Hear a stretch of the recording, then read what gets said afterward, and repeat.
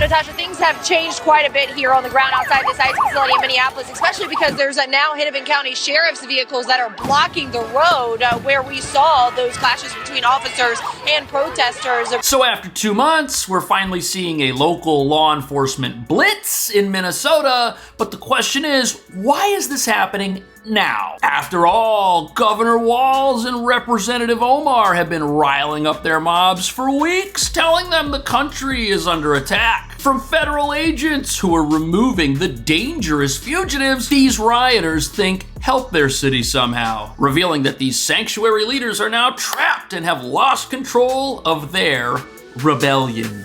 What's happening right now is that the organizers of this rally, who are in the middle of that scrum right there, they're being forced out of the City Hall area, drowned out by hundreds of people who are anti this ICE deployment in the city. The message to these organizers, get out. There are hundreds of people here with their signs, report suspicious captivity. Remember, this is all coming as the DHS says that this is the largest immigration crackdown in the history of America. He's gonna do what he's gonna do regardless, and there was a part of me that wasn't going to come out today because I was going to listen to our governor, but the governor and Mayor Jacob Fry have proven that they're not for the people, and I can't just sit at home. They're not in reality. They're in some total fantasy universe. They don't understand that the majority of their fellow Americans, voted to implement the policies that ICE is implementing. It's undemocratic to halt the implementation of those policies, which is what is happening. But the professional politicians, Omar, Walz, they're making this sound like the Civil War. They're making it sound like Germany.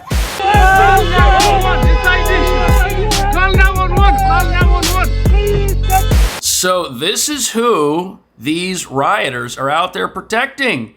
People like this dangerous individual who wasn't making Minnesota safer or stronger. Absolutely not. But nobody's talking about how things were not supposed to turn out this way in Minnesota at all, because by now, the rioters and their politicians who are cheering them on, they were supposed to have been victorious over the federal government. Because unlike recent unrest in Chicago or in LA, the open borders crowd thought they could finally prove ICE and the FBI had an agenda in Minnesota, framing their entire operations here as an attack on the innocent, but that didn't work because the immigration and fraud scandals here, well, they just keep getting worse. And normal Americans who are watching this stuff don't like learning that sanctuary politicians are teaming up with criminals of all kinds to defraud our country every way imaginable. Yes, that's right, because with every box of evidence removed from a fake daycare center, the rest of the country grows more and more outraged as journalists discover even more fraud, like bogus transportation companies who get paid to deliver the non-existent children and patients to various daycares and hospitals, which are, as expected, empty as a church on Saturday. Speaking of which, the local insurrection mobs have decided to start going after regular people when they're on the streets or in church, exposing what this movement is really all about. Which brings us to the real reason we're now seeing local law enforcement take an active role in maintaining law and order here. The leaders of this sanctuary are now under the impression, rightfully so, that their foot soldiers are way out of control and need to be reeled in quick. And they're trying to rein them in, but it's just not working because these same leaders have been stoking the righteous anger of the brainwashed who support every country on the planet except the one they live in, which is America. And these leaders have demonized every law enforcement officer in the state, revealing that the true reason these mobs are so out of control boils down to the same old formula: hatred of our country, hatred of our values, and hatred of those who wear a badge and are paid to maintain and protect those values. And now they've got some frightening new tactics that show you what a lawless place this has become. With us and you're against us. So clear. Hi. So clear. What? We do custom apps for a whole bunch of companies around Minnesota and the country. Filming us. Why are you filming us? Because you're filming us. Do I look like an ICE agent? Yeah, you look like an ICE agent. I'm just trying to enjoy my lunch. So in this video, you have software engineers who were eating lunch at a restaurant. And for some reason, the owner of that restaurant allegedly responded to some ICE tracking app that these radical groups have. And they came to the restaurant and went after the people eating there, accusing them of being part of some federal government operation, which is ridiculous without any evidence. But if you think a bunch of radicals screaming at people trying to have lunch is bad, the members of these mobs cannot keep quiet about their hatred of our country and of law enforcement, even when they're at work. Watch this. His move should have been to go like this if he was really afraid. Your job as a police officer is to de-escalate. A split second. No, he had no. Yes. No. Yes. She was not. I'm not going to argue with you. You're arguing right now. What are you doing? You're arguing right Because watch the video. He was not in Just danger. because you're yelling doesn't mean you're winning an argument. Just because you're yelling doesn't mean you're winning. So here we have a sanctuary teacher yelling at her students about law enforcement tactics as if she's some sort of expert in police and what they're supposed to do and what it's like to be a police officer and put your life on the line for the country. What does this even have to do with school? These kids aren't learning anything, except for the fact that their teacher doesn't think immigration enforcement has a real purpose. People, vicious, many of them murderers. These are all out of Minnesota, just Minnesota. I say, why don't you talk about that more?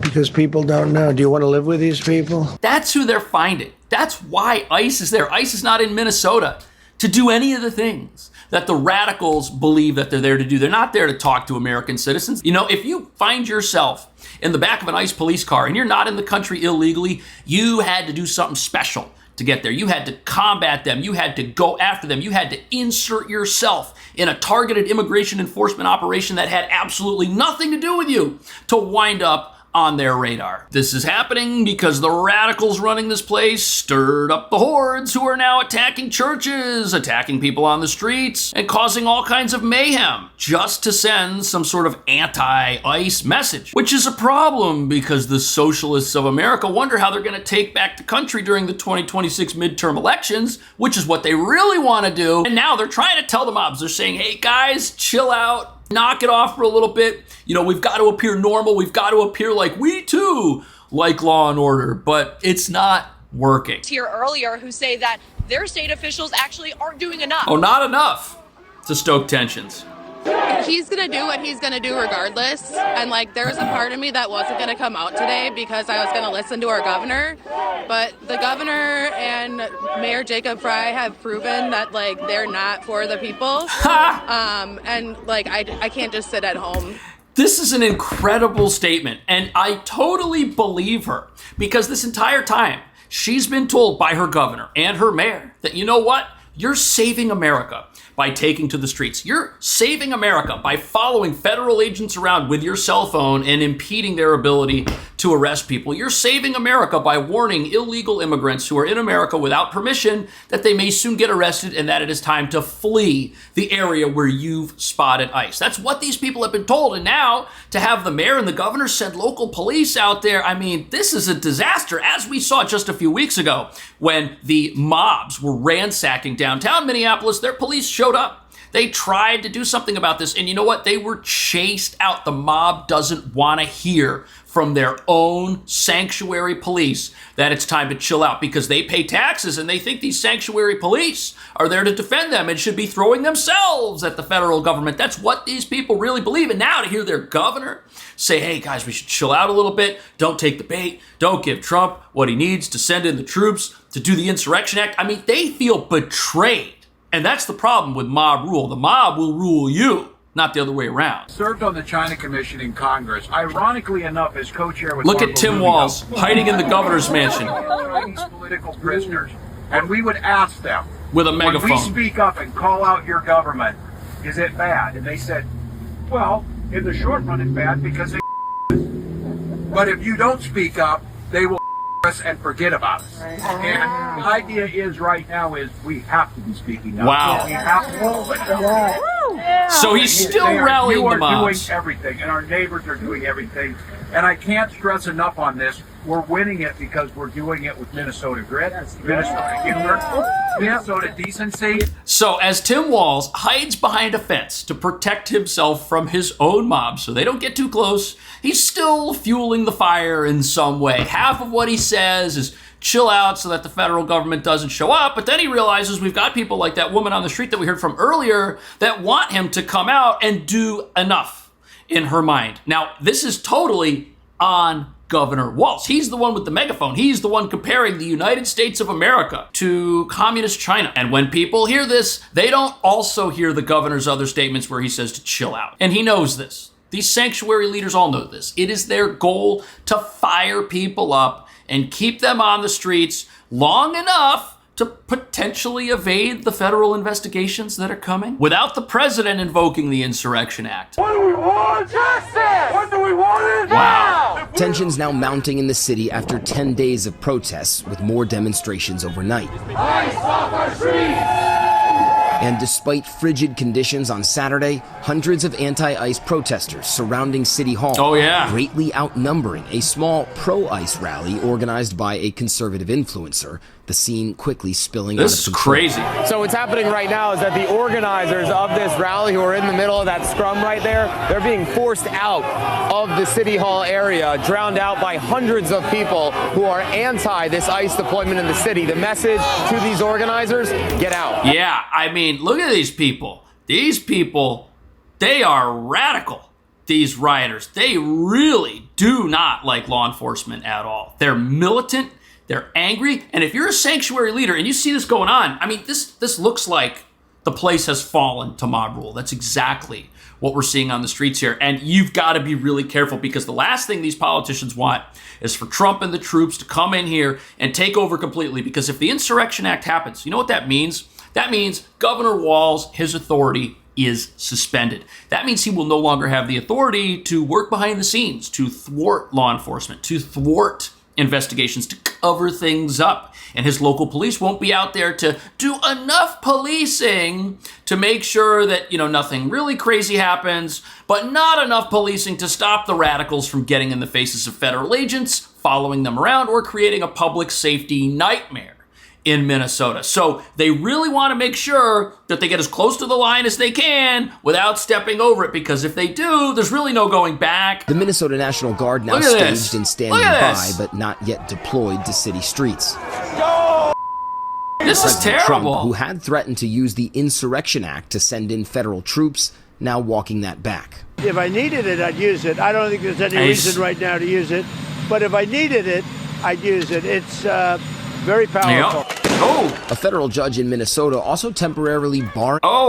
So before we get to what judges are recently doing, the president, he's got a lot of authority here. People want to see him use it. People want to see the Marines go in here. I think that if that doesn't happen, the American people are going to wonder if the mobs are still in charge. Because remember, everything that's happening here is something that a majority of Americans voted for. A majority of Americans voted for a secure border. A majority of Americans voted in the last presidential election to have law and order make a comeback in this country. And here we're watching on the TV our law enforcement officers who put on a badge and get up every day and deliberately put themselves in harm's way get attacked. We're watching that. We're sick of it. People want to see something done about this. But wait till you hear what the judges are up to. A federal judge in Minnesota also temporarily barring ICE officers from arresting or detaining peaceful protesters, quote, in retaliation for their protected conduct. Okay, that's never happened. That's the other thing that you have to realize here, is that peaceful protesters have never been arrested by ICE for being peaceful. Now, if you're going to get in the face of federal agents with your cell phone, you're going to put your hands on them, you are no longer a peaceful protester. You may not have attacked them with a foreign object, but you're no longer peaceful. You're hostile. You're touching a federal officer. You're impeding arrest. You're breaking the law. And that's how people wind themselves up in the back of an ICE vehicle. They are deliberately uncooperative. They are deliberately agitating with the federal government. They are not dispersing. They are instigating the conflict so that it can then get filmed, and so that some judge can say, oh yeah, ICE totally out of control. And you know what? When the radicals hear this, that a judge just banned ICE from doing something, even though ICE is not engaging in that activity, this is a totally political ruling, because this ruling tells the mobs and all of the rioters out there that, hey, look, the judges are on your side. You guys are on the side of righteousness. It's the president who's illegal. You see, this foments in the minds of these people and just continually pushes them over the edge, which is actually bad news if you're Governor Walz and you're the one trying to rein these people in from behind your fence while keeping them out there. You see, he's lost control of the situation. The order also prohibits federal agents from stopping drivers or other observers of law enforcement. Federal officials have said they only deploy those methods when protests aren't peaceful. Right. But the scrutiny spreading to Minnesota politicians, too. Multiple officials telling ABC News that Minneapolis Mayor Jacob Fry and Minnesota Governor Tim Walz are now also under federal investigation for allegedly obstructing law enforcement activities in the state. Fry responding on social media, calling it an obvious attempt to intimidate me for standing up for Minneapolis against the chaos and danger this administration has brought to our streets.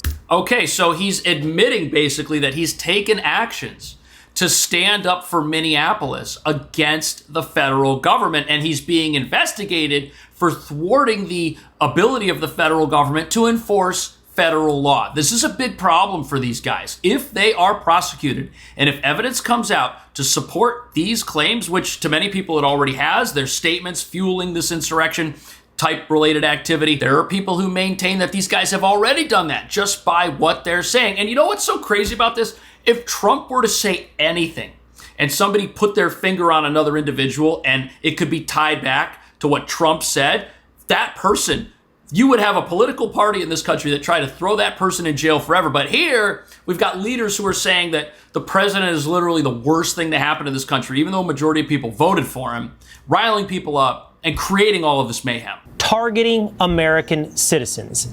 And the latest example that they're using is this man in Minneapolis, taken out of his home, wearing only boxers, looks like a towel wrapped around his shoulder. I think he is a Hmong immigrant to the United States, but who is in fact an American citizen. What do you say to the facts of this case, Tom Homan? Yeah, let's get the real story. Well, let's look at the facts of that case. So ICE was looking for 2 illegal aliens with criminal convictions. So both these people shouldn't be walking the streets of this nation. So ICE did a target enforcement operation, pulled over a vehicle that was licensed to one of these. The driver of the car was identified as not being one of them.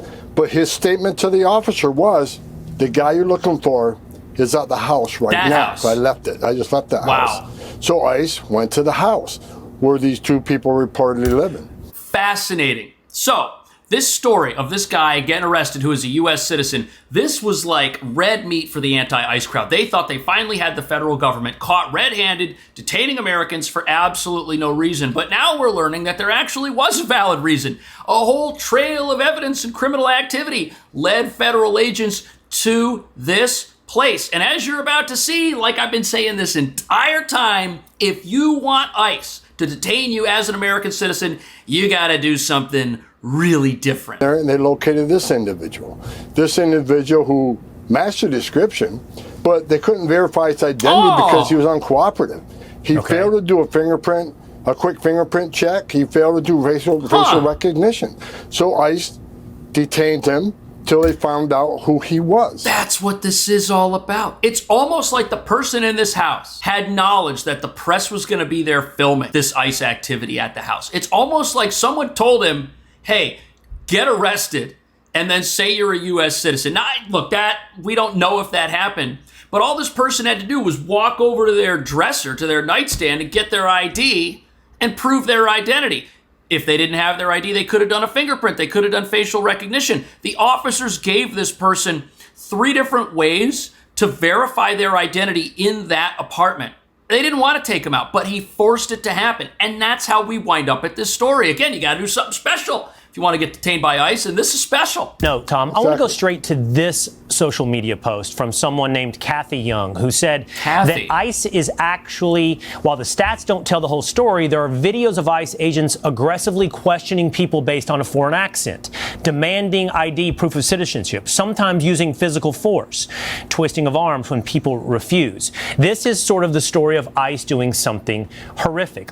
Look, every single time you see some 15-second video of an officer making an arrest of somebody who is in civilian clothes, every single time you see a video like that, you are always missing the surrounding context. And you've got people out there who already believe, because of what their leaders have told them, that President Trump is the worst thing to ever happen to America. You've already got people who believe that they are standing up for freedom and for righteousness by going out there and attacking the federal government and getting in the faces of federal agents. So if that's your belief system, and you see a 15-second clip of someone getting removed from their vehicle forcefully who is being uncooperative, what are you going to believe? You're going to make the leap of logic between your fraudulent belief system and the fact that this person was unjustly arrested. You're going to automatically believe that. The surrounding context does not matter to you. That's how people come up with this mindset. That's why we have this anti-ICE fervor festering in these sanctuaries, which is leading to mob rule. Accent. Is that reasonable suspicion? ICE targeting, in the ICE agent's own words, his accent. So is that ICE targeting an American citizen based upon their accent? Is that reasonable suspicion? There was a reason. There's always a reason. No, and we don't know if that's just one of many factors. Reasonable suspicion is based on a number of factors, right? The totality of the circumstances. It just can't be an accent. It just can't get an appearance. But what people don't realize, before that question occurred, what did the officer observe? Right. Where were they? What did he see before that? Right. How long was he surveilling that person? What did the license plate come back to a known criminal investigation? Right. So there's a lot of things that lead, as you know, Will, to reasonable suspicion. So we don't know what was in the officer's mind and what the totality of circumstances. We're missing the context. Everyone's missing the context. You see a 15-second video on the internet, your prior belief system will determine what you think about that interaction. And if your prior belief system has already deemed the officers that you see in the video as illegitimate thugs who wear a mask, not to protect their identity and their family from the leftist mobs who want to figure out where they live and try to shut them down at home, but rather to hide from the American public, you're going to see that. You're going to say, I knew it. I knew it. This administration's out of control. I knew it. We need to defund ICE. And you're going to take to the streets no matter what the elected officials over you say. These governors, they're trying to rein these mobs in. They're trying to control them and get them to suit their purposes. But I think they've totally lost control of the situation. We heard that woman earlier say the governor's not doing enough. They feel betrayed by their own leaders. They feel betrayed by their own police. That's why they are so angry pretty much all of the time. What do you think about this? Thank you for watching. I'll see you in the next video.